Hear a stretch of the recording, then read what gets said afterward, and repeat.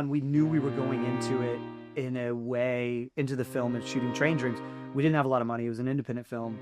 And we knew there were going to be a lot of cases where we wouldn't have enough, like a lot of extras in the backgrounds or things like that, you know, like to fill out a frame.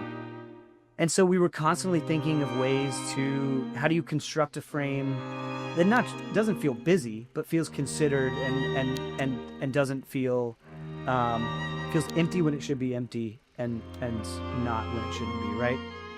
There's a time where Joel Edgerton's character Grenier is like rebuilding something, and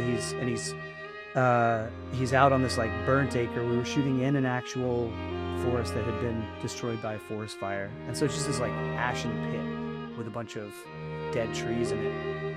And we were setting up this frame. Joel is chopping on a tree on the ground. It's already beautiful because like the way Adolpho's shooting, it's backlit with the sun.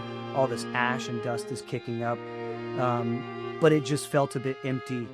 And we had one of the frames we had looked at was, there's a shot from, it's a fairly famous shot, but from Ivan's Childhood, which is Tarkovsky's first film, where the boy Ivan is like surrounded by all these like ruined, some sort of ruined structure, and it's just this very jagged, all these jagged like boards kind of framing him out.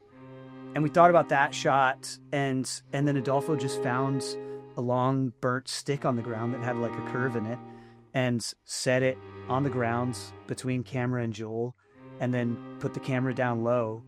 And that just, there was something about the shape of that stick within the frame that just made the whole thing click together, and somehow like spoke to also what the character is going through in that moment, how he's kind of hemmed in by his grief, and by the literal, like, you know, aspect of this forest that's burnt. But you never know what, and it's just something that we were inventing on the fly to like solve a problem that we felt, which was, this frame doesn't feel good enough, you know? And it's just a really beautiful part of the whole creative process.